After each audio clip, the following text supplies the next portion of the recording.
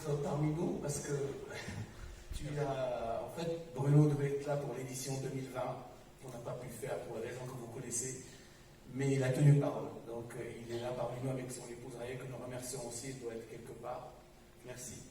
Et puis donc merci vraiment de venir, de tenir cette belle promesse et de pouvoir rencontrer la jeunesse de cette ville, mais aussi la jeunesse de ce pays, puisque nous avons des élèves du lycée Paul Valéry, mais des étudiants aussi qui nous viennent de tout le Maroc. Alors je ne vais pas citer toutes les écoles, vous êtes nombreux, mais en tout cas les jeunes, merci vraiment de soutenir cette édition, de soutenir ce festival.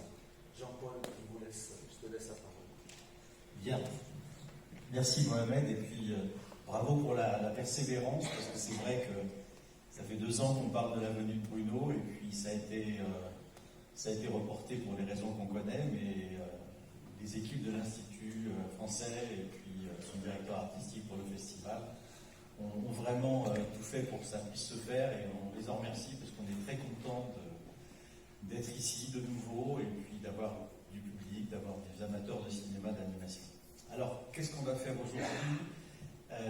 On va d'abord laisser beaucoup la parole à M. Bruno Coulet parce qu'il y a beaucoup de choses à dire.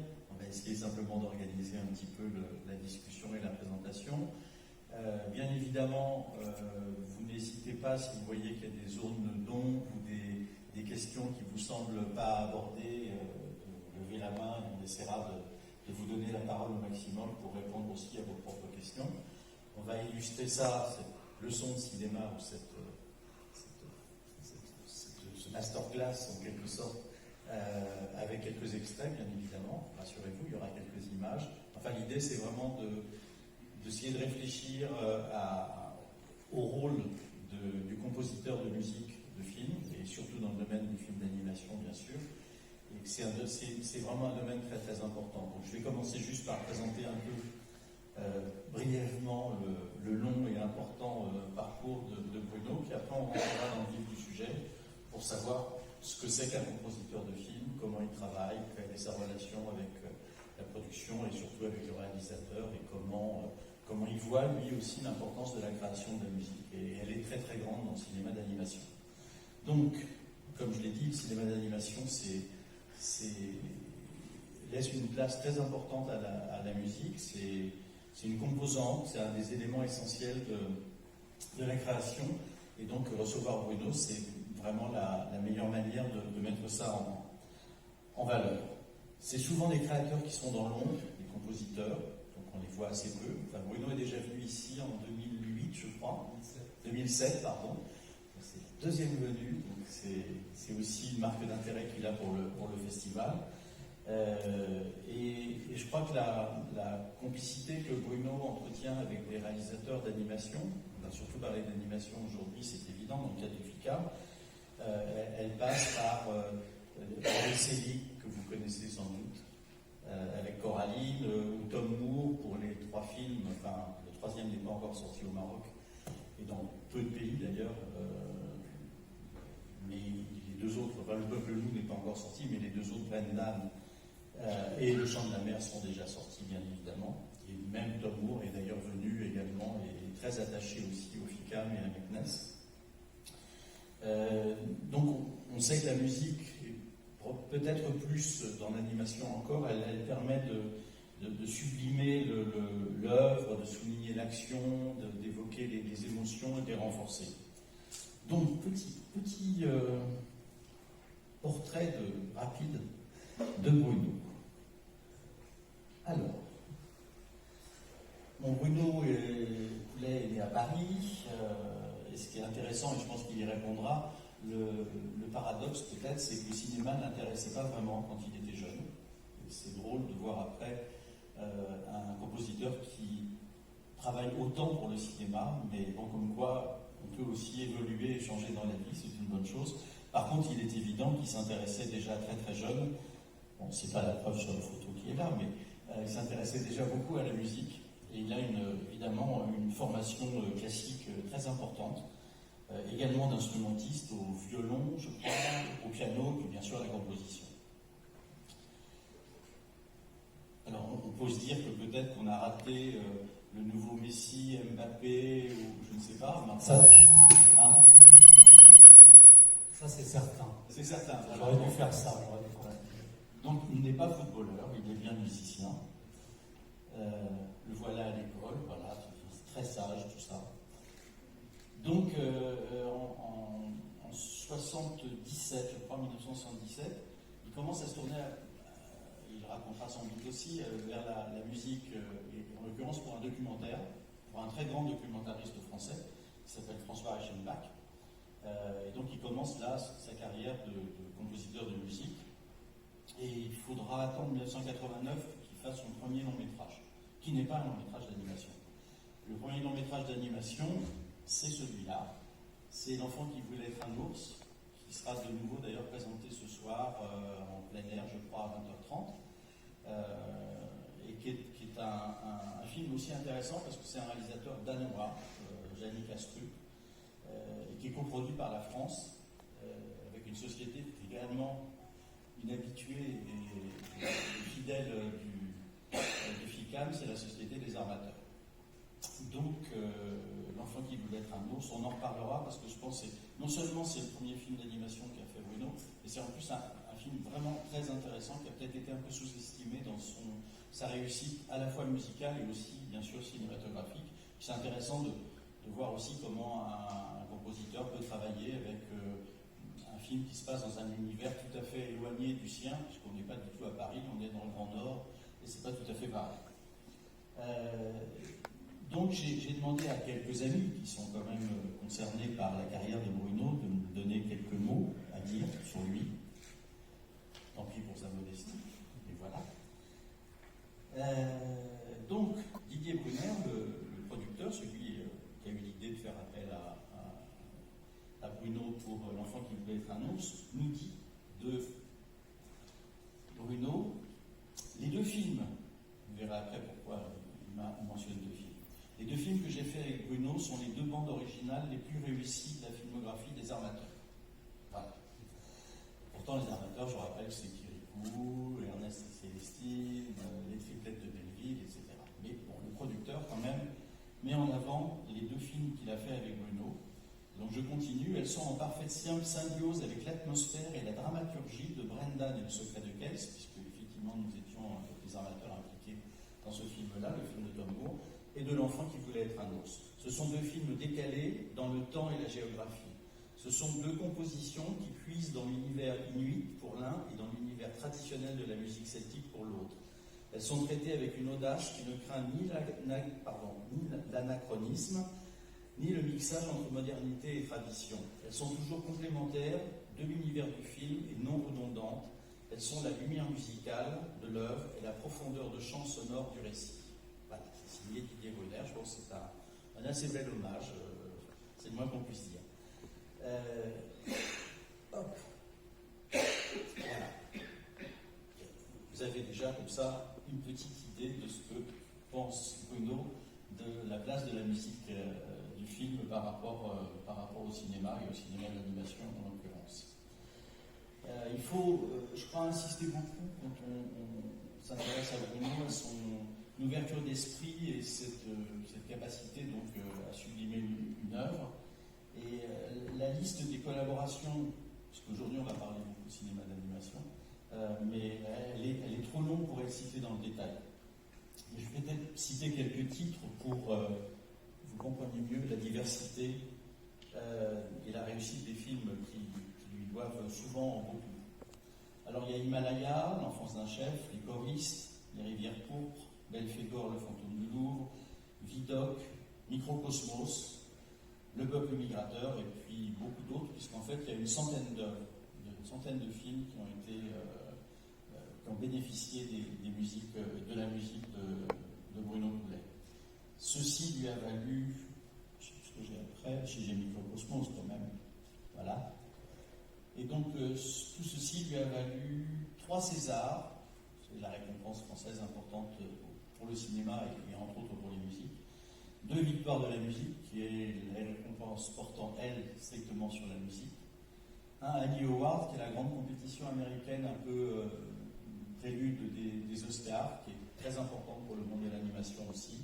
Et puis de nombreuses autres récompenses et de prix. Alors, on ne doit pas limiter toutefois l'œuvre de Bruno à ses compositions pour le cinéma, puisqu'on lui doit des œuvres de tout autre domaine, des opéras, un Stabat Mater, qui est une œuvre classique, enfin, nature plus classique, qui a été créée à la cathédrale de Saint-Denis en 2005. Puis aussi, son groupe, son travail avec le groupe Affiletta, que vous connaissez peut-être. Si vous ne connaissez pas, vous connaissez les musiques sans doute qu'il a fait avec ce groupe, qui est intéressant parce que c'est un groupe qui est connu pour ses polyphonies, les polyphonies corses, mais qui va beaucoup plus loin puisqu'il a fait tout un travail avec eux d'exploration dans le domaine du chant polyphonique. Voilà, alors on revient au cinéma d'animation avec probablement un des metteurs en scène avec lesquels il a une actualité très forte, puisqu'il travaille en ce moment sur son nouveau film, M. Henri Selick. Henri Selick, que vous voyez là, je crois, oui, avec Bruno.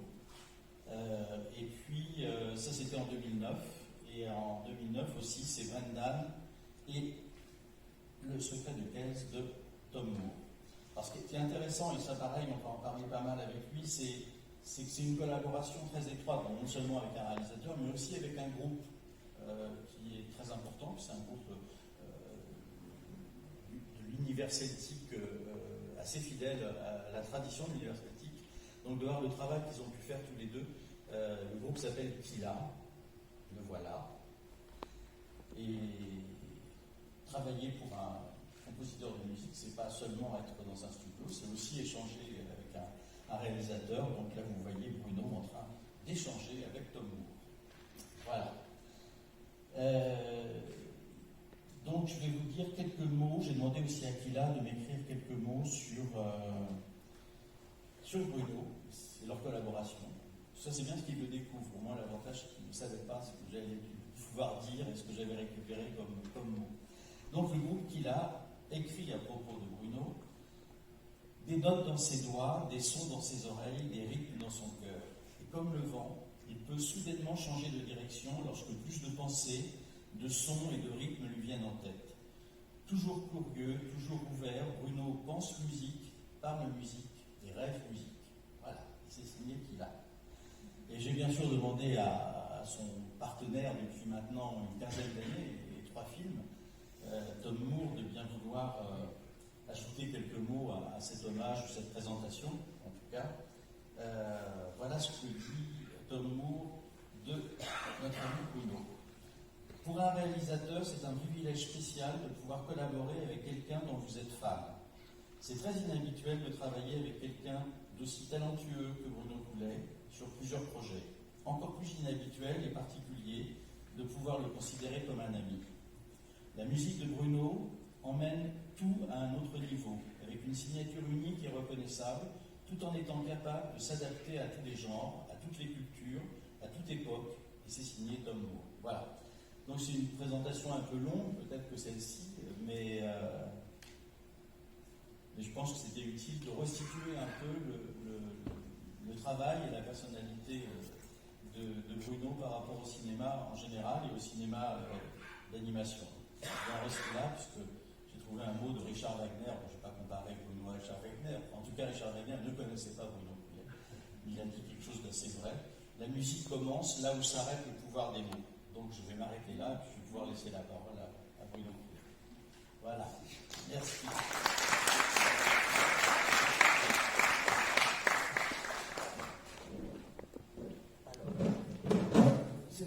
Merci, c'est très intimidant là, après toutes ces louanges. Je suis ravi d'être ici parce que je garde un grand souvenir. Je l'ai vu en 2007 avec ma fille, parce que je fais des enfants, j'ai un cheptel que je fais chanter. Et quand malheureusement j'ai eu beaucoup de garçons qui muent, et il faut que j'augmente le cheptel. Donc je suis venu en 2007, ça fait quoi, 14 ans, avec ma fille qui était petite. Et j'ai gardé un grand souvenir de ce festival. Donc c'est vraiment tout ce qu'on attend d'un festival, c'est-à-dire qu'on rencontre plein de gens. Là j'ai vu par exemple les jeunes qui sont en résidence. Il y a quelque chose de presque familial et d'intime qui est très rare. et une ouverture sur le monde qui me fait vraiment plaisir à voir et à vivre. Voilà. Alors il ne faut pas écouter trop toutes ces louanges, c'est gentil, mais ça a été un parcours sinueux. C'est vrai qu'enfant, le cinéma m'intéressait pas, j'ai un peu honte, hein, mais le cinéma m'intéressait pas, peut-être parce qu'on emmenait voir des films pour enfants. Et tu peux justement peut-être commencer sur comment et pourquoi, sachant que tu n'aimais pas le cinéma au tout départ. Après, bon, tu t'es intéressé bien sûr au cinéma à travers la musique, mais pourquoi à ce point? Est-ce que tu aurais pu, même si tu as fait beaucoup de choses en dehors du cinéma, c'est vrai que tu t'es considérablement concentré sur l'activité cinéma. Comment cette passion est venue et s'est développée et aujourd'hui te motive encore de nombreuses années après? Donc j'ai fait pendant mes études de musique, je crois que je devais avoir 18 ans, un stage dans un auditorium à Paris qui s'appelait Antégore. Et c'était un endroit extraordinaire où on croisait Frédéric Rossif, Orson Welles. C'était quand même très impressionnant. Il finissait ce film qu'on n'a jamais vu d'ailleurs. Et puis François Reichenbach, qui était un grand documentariste. J'ai appris après d'ailleurs en rencontrant Michel Legrand que la première musique de film de Michel, c'était pour un documentaire de François Reichenbach. Et c'était quelqu'un qui était très curieux de la musique. Je crois qu'il a eu un Oscar avec un film sur Rubinstein. Alors il savait que je composais et il m'a demandé d'écrire la musique d'un documentaire, puis d'un deuxième, jusqu'à ce film dont tu parlais, qui est sur le Mexique. Et tout d'un coup, ça m'a vraiment intéressé de voir comment la musique pouvait faire vibrer une image, comment la musique pouvait exister avec un film et avoir une vraie mission, transformer le film, le métamorphoser, le manipuler même parfois. Et donc je me suis mis à m'intéresser à la musique de film, et plus que ça au cinéma. Et c'est vrai qu'à Paris, on pouvait voir des festivals, des grands cinéastes américains, italiens, Bergman, il pouvait y avoir 15 jours sur Bergman. Donc j'ai vu vraiment tout ce qui me tombait, et Dieu sait qu'il en tombait beaucoup de films, et je suis devenu, je crois, une sorte de cinéphile. La musique de film continue à pas m'intéresser trop, mais comme j'ai pas beaucoup de volonté, après Reichenbach, d'autres m'ont appelé, et puis petit à petit, voilà, quand j'arrive pas à m'endormir, je compte le nombre de films dont j'ai fait la musique et le sommeil vient assez vite. Je dis 100, mais je ne sais pas, je n'ai pas fait un calcul précis, mais je pense que c'est à peu près ça, non? Pour les longs métrages. Pour les longs métrages, oui. Non, mais sur plus les fictions, les documentaires. Les documentaires. Alors, la deuxième question normale, puisqu'on est FICAM, c'est il y a à peu près 20 ans maintenant que tu fais des films d'animation en termes de compositeur. Comment et pourquoi tu t'es tourné, alors que tu avais déjà une carrière déjà conséquente en termes de musique de film, prise de vue réelle, qu'est-ce qui t'a attiré dans le cinéma d'animation et qu'est-ce qui fait que pour toi, parce que je sais que c'est quand même un domaine très important, pourquoi c'est si important et c'est si passionnant pour toi de travailler sur de l'animation? Alors, L'Enfant qui voulait un ours était mon premier film, produit par Didier Brognat, par toi, d'ailleurs c'est pour ça qu'on s'est connus. Et tout de suite, j'ai vu que la musique, peut-être parce que les films d'animation ne sont pas plongés dans un réalisme absolu, que la musique est un personnage très important dans le film. Et alors, il y avait plein de choses qui m'intéressaient. Évidemment, la relation au film, le fait que le processus est très long, donc pour la première fois, j'étais pas en retard sur les projets, et qu'on pouvait élaborer une musique en même temps que le film se construisait, même quasiment avant le tournage du film. Et puis après, bon, j'ai eu beaucoup de chance quand même. Je suis tombé sur des grands cinéastes qui me proposaient des univers très singuliers et qui étaient très à l'écoute et qui m'ont permis comme ça, avec passion, travailler sur leur film. Et la relation était d'entrée assez différente de celle que tu avais avec les réalisateurs. Alors, c'est une question importante, c'est quoi la relation d'un compositeur de musique avec un réalisateur surtout, parce que bon, après la production c'est plus de l'intendance et de la... C'est le vrai problème, quoi. C'est comment on parle à un réalisateur de la musique, qui est une chose un peu quand même abstraite avant qu'on l'entende. Non, je crois que c'est un peu la même chose sur les films d'animation et sur les films de live action, on dit, c'est ça. Je crois que comment parler, alors pour moi je parle du film, hein, je parle pas trop ni de musique, et le film est le maître pour moi, beaucoup plus que je disais tout à l'heure que le réalisateur. Il faut apprendre à trahir les réalisateurs si on pense qu'ils vont dans une mauvaise direction musicale. Et il faut, je crois que c'est plus honnête par rapport au film. Alors il faut faire ça habilement, hein, je suis devenu une sorte de Kofi Annan, faire en sorte que le réalisateur ait presque l'impression que l'idée vient de lui. Il ne faut pas arriver avec... C'est pas un problème d'écho, c'est un problème de respect du film. Et la musique est très dangereuse, ça m'est arrivé, elle peut abîmer un film, donner un autre sens à une séquence. Il y a presque un pouvoir de manipulation avec la musique. Je m'en suis rendu compte parce que j'avais une maison en Corse dans un village et j'étais sensible au reportage sur la Corse, et très souvent on montrait des ruelles désertes où il ne se passait absolument rien, mais des musiques de serial killers nous faisaient croire qu'à chaque coin de rue on pouvait se faire égorger. Donc la musique transforme les images, et le compositeur a presque un regard moral sur ce qu'il va écrire, pour ne pas altérer le film et la pensée du réalisateur. Ça suppose donc un échange quand même très profond et très détaillé, peut-être pas sur tous les personnages, mais en tout cas sur les enjeux du film, sur les ambiances que je souhaite, et c'est là où il y a peut-être des désaccords à trouver pour ne pas renforcer une scène dramatique avec une musique dramatique, mais l'échange avec le réalisateur, il est obligatoirement profond.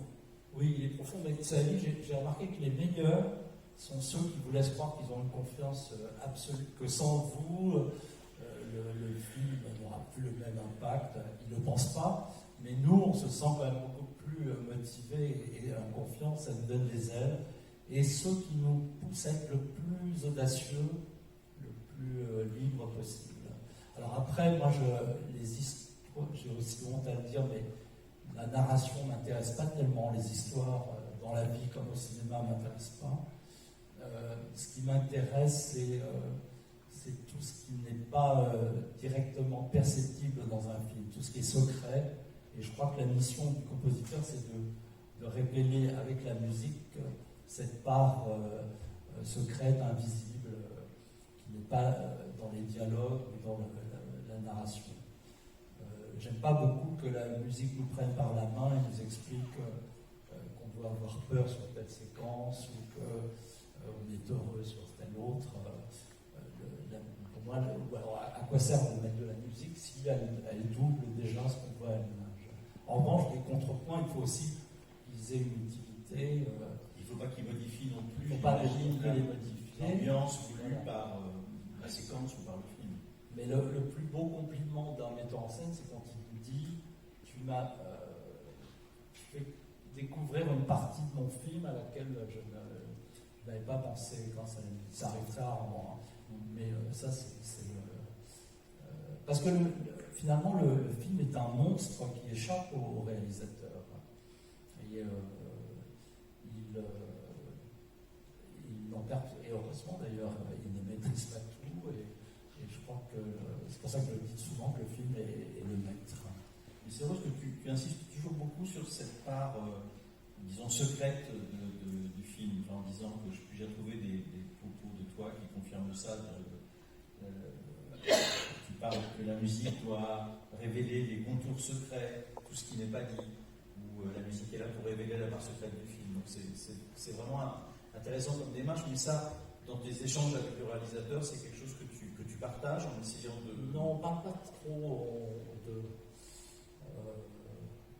Non, on choisit les emplacements et je vois que quand un réalisateur choisit de démarrer une musique à tel endroit et la finir à tel autre, je commence à comprendre ce qu'il attend de la musique.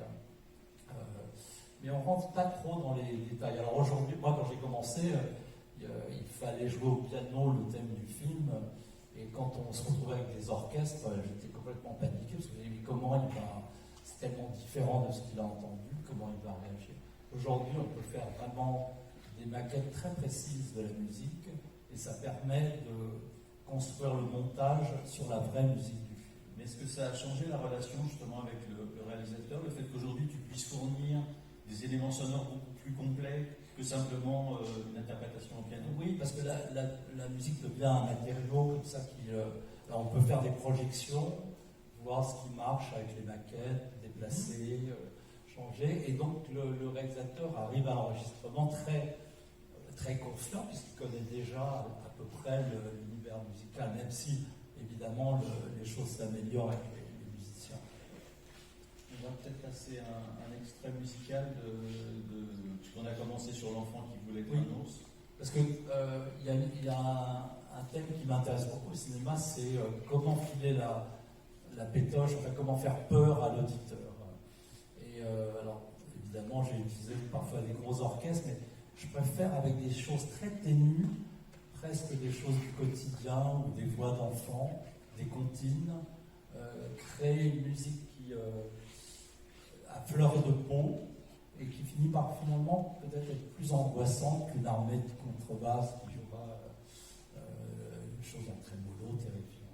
Et là, dans l'enfant qui voulait être un ours, il y a un rapt, le rapt du bébé par un ours. Et j'ai eu l'idée d'enregistrer une comptine inuite et par un homme et puis un contrepoint d'une femme sur des rythmiques de pierre. Alors d'ailleurs à Paris, les seules pierres qu'on trouvait à l'époque, c'était de la pierre de Molière, qui est une pierre friable, donc les musiciens disparaissaient derrière des nuages de pierre. C'était un peu... Mais j'aime beaucoup mêler, j'aime beaucoup l'orchestre, mais j'aime aussi beaucoup parfois utiliser des objets du quotidien, des jouets, je vous montrerai tout à l'heure, mêlés aux instruments. Je trouve que c'est toujours intéressant. On regarde un petit peu de la scène du rap. Peut-être est plus profonde que si la musique avait été plus importante, plus épaisse et plus noire. Et ce qui est intéressant aussi, je pense, dans l'enfant, c'est que il y avait un réalisateur danois, donc votre langue d'échange, ça a été l'anglais. En plus, c'est pas quelqu'un de très expansif, Jeannie Pascu, plutôt assez froid et assez distant, en tout cas dans son approche générale, sur une histoire qui se passe dans le Grand Nord, dans un univers que tu as essayé de reconstituer, j'imagine, musicalement, ou en tout cas de retrouver, qui est l'univers des Inuits, qui je connais mal la musique des Inuits, je ne sais pas si toi tu la connais beaucoup mieux après ce film. Et c'est assez intéressant justement de voir comment tu peux t'adapter à quelque chose d'assez éloigné, en tout cas, de ce que tu connais et de ce que musicalement, le mode de vie des Inuits n'a pas grand-chose à voir avec le nôtre. Non, j'essaie pas de refaire de la fausse musique inuite. Mais là, sur ce film, par exemple, il y avait une chanteuse qui est très connue en Norvège. Et j'ai mélangé sa voix. Elle chante un air, une composition que j'ai faite sur l'orchestre. Je trouvais intéressant d'avoir cette voix traditionnelle sur une chose qui est plus classique, sur un orchestre plus classique. On peut peut-être le regarder maintenant, puis après je développe. Extrait de Vers la ville? Oui, c'est ça. D'accord. Nager À la famille, j'aimerais beaucoup te voir. Ensuite, nous rentrerons vite. C'est un film très simple, mais alors je pense que cette voix amène quelque chose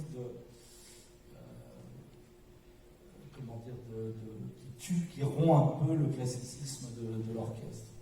Il y a aussi des accompagnements de rythmes de pierre, de branches.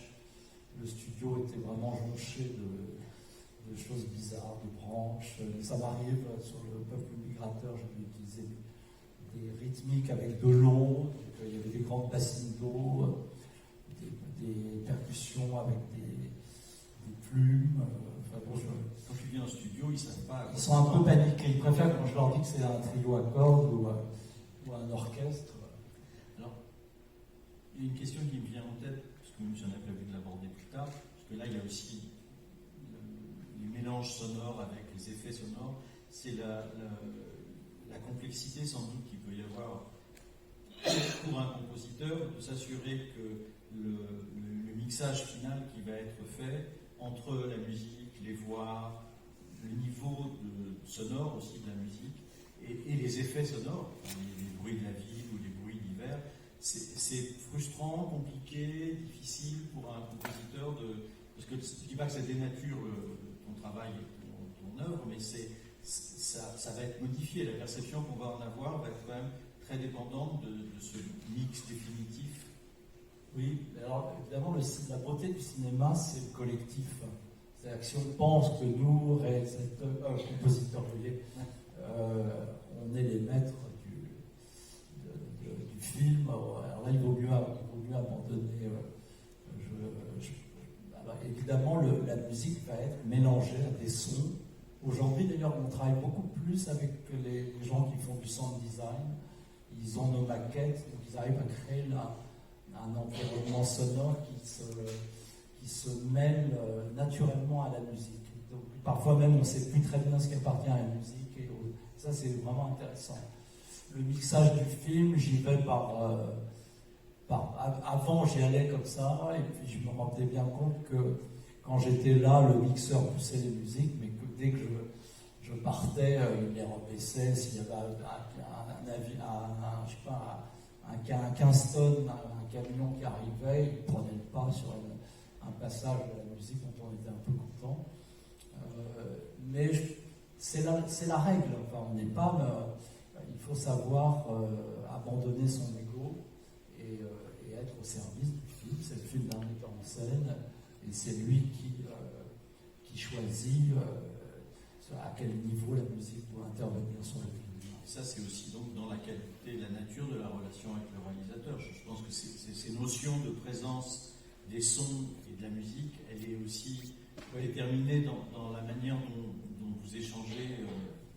Oui, parce que le mixage du film, c'est très important. Si par exemple, vous avez pensé à une musique qui est là pour se fondre derrière les sons, être très ténue, lointaine, et s'il la met au premier degré, il abîme ce que vous souhaitiez obtenir avec la musique sur la séquence. C'est pour ça qu'on en discute un peu avec le metteur en scène, et lui, après, avec le mixeur, en général, il respecte à peu près ce qu'on a. Bon, parfois on est trahi, mais c'est très bien d'être trahi, c'est le jeu. Tu n'as pas remarqué qu'il y avait aussi quand même une tendance, en tant que spectateur, je parle là, à mettre souvent la musique très très en alors, pour des raisons qui sont parfois fondées ou pas fondées, mais qui rejoignent un peu ce que tu disais, sur des scènes un peu d'action, des scènes un peu angoissantes. On a souvent le sentiment que les mixeurs ont tendance à pousser un peu le curseur pour peut-être augmenter l'ambiance ou augmenter l'effet. Oui, c'est comme si la musique aidait à faire comprendre la scène. Mais je trouve... moi, ce que j'aime... alors, par exemple, Godard, je trouve que c'est quelqu'un qui utilise magnifiquement la musique. Il peut la couper très sèchement. Il peut, tout d'un coup, sur deux personnages dans une cuisine, la musique peut être extrêmement forte et passer devant le dialogue, ce qui fait qu'on ne comprend pas tout le dialogue. Et c'est comme si la musique remettait en scène la séquence. Un peu comme si on se promène tous les deux. Je discute avec toi, une mobilette va passer et va masquer, je ne sais pas, un bout de la phrase. Il y aura quand même une perception globale de la signification de la phrase. J'aime bien quand le mixage n'est pas trop propre, trop lisse. J'entendais tout à l'heure un des résidents parler des Gobelins en disant que c'était formidable comme technique, mais que c'était un peu très un peu lisse, hein, un peu. Voilà, moi j'aime bien quand les mixages sont rugueux, quand tout d'un coup, oui, la musique surgit comme un monstre, ou alors au contraire disparaît quasiment. Il ne faut pas que tout soit trop palette, et le cinéma français est un peu trop. On veut un peu tout entendre, hein, c'est-à-dire la musique, les sons, les dialogues. Deux enfants qui jouent au football à 200 mètres, on les entendra, alors que le son, je crois que pour un metteur en scène, c'est le choix. Il doit mettre en scène le son. Il n'y a pas que l'image. Et par le choix, je l'ai vu en travaillant avec Henri Selick, par exemple, il y a vraiment une écoute très particulière sur le son. Il n'y a pas énormément de sons, mais ils sont beaux, mais ils sont aussi très justes par rapport à ce qu'on peut obtenir de la mise en scène. Ça dépend, j'imagine, réalisateur par réalisateur, c'est un peu différent. Certains sont peut-être même musiciens, je crois qu'Henri est un peu musicien aussi. D'autres ont une culture musicale, je pense à la culture celtique de Tom, enfin, donc je pense que c'est aussi différent à chaque fois. Oui, bien sûr. Mais alors Tom Moore, c'est une personne magnifique. Je trouve un grand cinéaste d'animation irlandais. C'est quelqu'un que j'ai connu sur Brendan et Le Secret de Kells, et qui m'a beaucoup apporté aussi parce qu'il tenait à ce que la musique ait quand même une couleur celtique. Or moi, bien que je crois par mon père, j'ai des origines irlandaises lointaines, c'est pas du tout mon... Mais il m'a présenté un groupe qui s'appelle Killa, qui est un groupe traditionnel irlandais, et avec des musiciens formidables, mais qui ne lisent pas la musique. Donc je me demandais comment j'allais pouvoir travailler avec eux, mais en fait, on enregistre souvent dans des maisons, pas du tout dans des studios, ce qui est très bien, parce que ça tue un peu le côté froid, hermétique du studio. On enregistre dans des grandes salles, on entend les oiseaux, mais c'est la vie. Et donc je leur chante la musique ou je leur joue au piano, et instantanément plutôt, ils reproduisent ce que je leur montre, mais avec quand même cette interprétation irlandaise, avec cette science de l'ornement, cette pulsation rythmique. Et ça, c'est vraiment une joie formidable, parce que la musique fait une sorte de va-et-vient entre deux traditions, et l'une, j'espère, dans le sens enrichit l'autre. On peut peut-être d'ailleurs regarder un exemple de Brendan. Mais c'est assez rare cette rencontre avec ce que, en fait, tu es le compositeur essentiel évidemment des trois films de Tom, mais c'est vrai qu'il est un partenaire plus que privilégié, puisque vous avez élaboré beaucoup de choses ensemble. Et c'est facile ou compliqué pour un compositeur justement de se mettre dans une situation de partage, d'échange, Non, moi c'est vraiment tout ce que j'attends du cinéma. Ouais. C'est pour ça que j'ai travaillé avec des chanteurs tibétains, avec des chanteuses bulgares, avec des Irlandais, vraiment tout d'un coup avec des musiciens égyptiens. Découvrir une autre culture musicale, ça m'apporte beaucoup, ça me sort de ma chambre, et c'est ce que j'attends du cinéma, cette ouverture sur le monde. Et n'hésite pas même à utiliser des musiques venant de toute autre origine dans des œuvres qui sont géographiquement situées ailleurs. Je crois que le groupe corse de polyphonie Affiletta était dans Himalaya. Oui. Himalaya se passe évidemment pas vraiment en Corse. Non, bien sûr. D'ailleurs, c'était Jacques Perrin qui produisait le film, et quand je lui ai dit que je voulais mélanger aux chanteurs tibétains une polyphonie corse, il était très inquiet. Il m'a dit, mais enfin Bruno, on est en Himalaya au Tibet, et je lui ai dit, j'ai fini à court d'arguments par lui dire, mais si c'était une polyphonie, un chœur de la région parisienne, est-ce que tu me poserais la question? Il m'a dit, bon allez, vas-y, fais-le.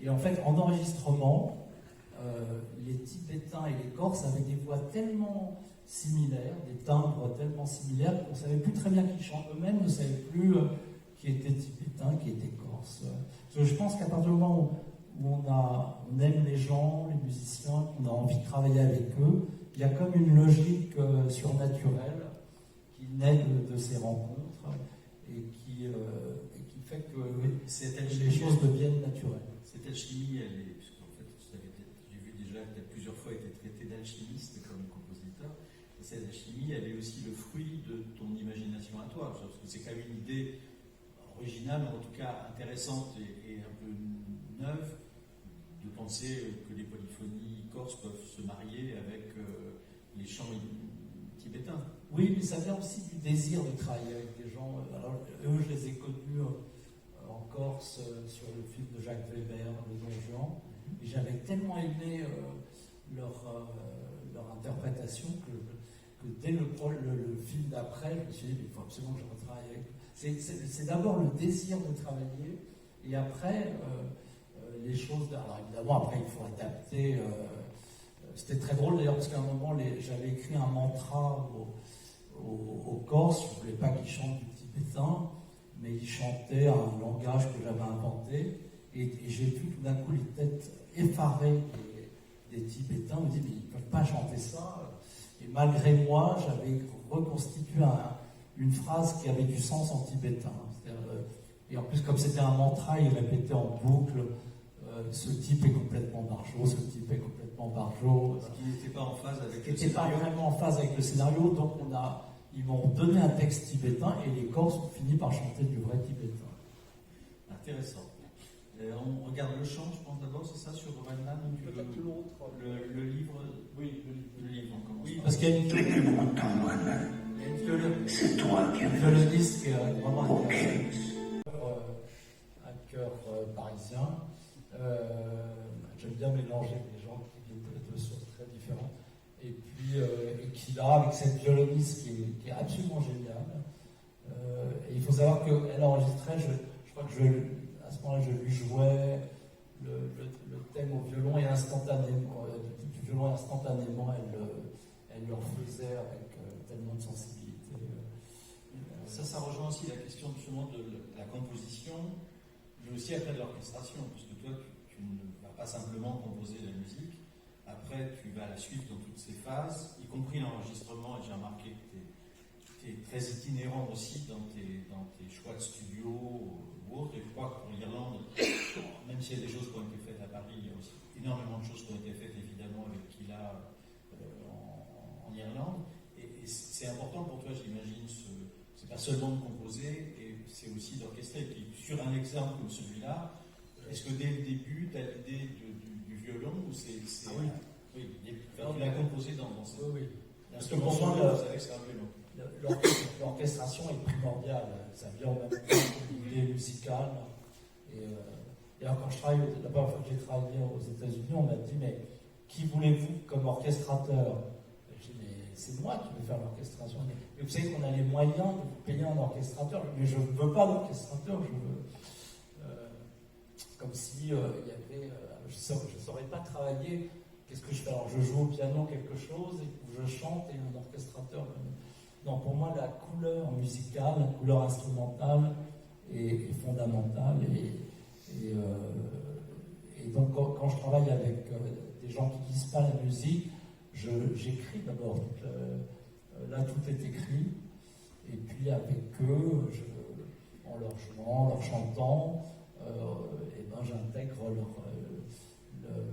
leur partie à l'orchestration générale. Et c'est assez rare, j'imagine, de travailler avec des musiciens qui ne lisent pas. Parce que c'est beaucoup à travailler en studio avec des musiciens professionnels que tu fais. Bon, là, dans le cas de Kila, c'est vrai que c'est une expérience un peu particulière. Mais non, ça m'arrive. Et j'aime beaucoup ça. Parce que la lecture musicale est aussi un piège terrible. D'ailleurs, vous demandez à des musiciens d'orchestre qui sont extraordinaires, mais vous leur demandez d'improviser quelque chose, vous leur retirez la partition, ils ne savent même pas ce qu'ils ont à jouer. Moi, je trouve que l'œil, parfois, aussi, est un danger pour l'audition et pour l'invention musicale. C'est pour ça que j'aime tellement les musiciens traditionnels. Je trouve que la musique traditionnelle, c'est une chose qui semble venir de très loin, mais qui garde une modernité extraordinaire et une virtuosité très impressionnante. Quand quand tu es en studio, l'exemple du Kylian n'est pas le bon, mais tu es amené parfois, parce que tu assistes aux enregistrements bien sûr, tu ne diriges pas l'orchestre, qui est encore une autre action, je crois, assez séparée, assez différente, et peut-être que ça donne aussi le recul d'observation. Mais est-ce qu'il t'arrive aussi de modifier l'orchestration justement tardivement, parce que tu es en studio et que tu penses qu'il faut modifier l'équilibre entre les cordes de musique Oui, c'est vrai, et très souvent, c'est au moment, alors qu'on a une bonne audition intérieure, je crois qu'on n'est pas surpris par la musique, mais c'est vraiment au moment où on enregistre qu'on voit comment la musique réagit sur le film, sur les images. Et alors avant, évidemment, je n'osais pas trop changer, et je le regrettais. Maintenant, pendant les pauses, je peux réécrire des parties. Il ne faut pas hésiter à se dire qu'on s'est trompé et qu'on peut améliorer, changer les choses. Parce qu'au moment de l'enregistrement, vraiment, d'abord le metteur en scène est là, il y a quelque chose on sait si on a réussi notre coup ou pas. Même si on a travaillé longtemps avant, on a fait des maquettes, là il y a quelque chose qui prend et qui fait que c'est comme si la musique définitivement a des incorporé au film. Et je crois qu'il ne faut pas hésiter à pouvoir changer. Mais on rejoint ce qu'on disait au début, c'est-à-dire le caractère très fort de la relation entre le réalisateur et le musicien, parce que c'est vrai que à ce stade-là, on est déjà dans un stade relativement avancé du film, et savoir que ça peut être éventuellement remis en cause. Oui, ou alors quand on enregistre par exemple avec un orchestre à l'étranger, tout d'un coup on entend un soliste merveilleux, et il m'est arrivé assez souvent le soir à l'hôtel de réécrire des choses pour utiliser la qualité de ce soliste. Je trouve que l'enregistrement ne doit pas être une chose définitive, fermée, mais au contraire une chose ouverte. Et le studio, c'est un endroit où on peut expérimenter. Alors évidemment, avec un orchestre, c'est un peu plus difficile, c'est plus lourd, mais il ne faut quand même pas hésiter à changer les choses. On regarde un autre extrait de... Oui, alors de Brenda, c'est la petite comédienne du film irlandaise, chantait comme ça à cappella, et j'ai construit comme ça l'espèce d'orchestration autour du chant. Et tu as toujours dans tes films, dans tes musiques de films, on parle toujours des voix féminines de jeunes filles ou d'enfants, mais assez souvent, en tout cas pour les films d'animation, et tu utilises beaucoup le chant, que ce soit les polyphonies, ou que ce soit les chants solos, ou les... Oui, j'aime beaucoup la voix, et je trouve que l'enfance, par exemple, c'est pas du tout pour moi une période jolie, douce, tranquille, c'est au contraire un moment où la cruauté est très forte, où peut-être parce que là, les enfants découvrent les premières terreurs. Je trouve que la période de l'enfance, c'est pas du tout une période calme et jolie. Et parfois, par exemple, il m'est arrivé sur les rivières pourpres d'utiliser des voix d'enfants pour créer de l'angoisse. Peut-être parce que ça nous rappelle nos premières terreurs. Je sais pas, des boîtes à musique, des choses qui... C'est vrai que la tendance est plutôt d'aller justement, quand c'est des scènes dramatiques, vers des orchestrations ou des compositions dramatiques. Toi, tu aurais plutôt tendance à trouver un contre-pied, quoi. Oui, au contraire, à réduire le volume musical et à chercher des choses un peu primitives, quoi, comme des peurs primitives. Là, sur le prochain film d'Henri Selick aussi, j'utilise des voix. Mais parce que je pense que dans la voix, et notamment la voix d'enfant, il y a quelque chose, sinon d'angoissant, quelque chose d'un peu fantastique, comme un conte. Microcosmos, par exemple, on débutait par une comptine qui chantait par mon fils à l'époque, qui a mué cet imbécile, donc il a fallu que, comme j'ai expliqué tout à l'heure, je fasse d'autres enfants. Mais du coup, comme on entendait une comptine, je crois que le spectateur oubliait qu'il était dans un documentaire, mais il rentrait dans un monde un peu fantastique. Et les voix peuvent aussi amener... Oui, je pense à pas seulement l'orchestration. Féerie, pas seulement l'orchestration.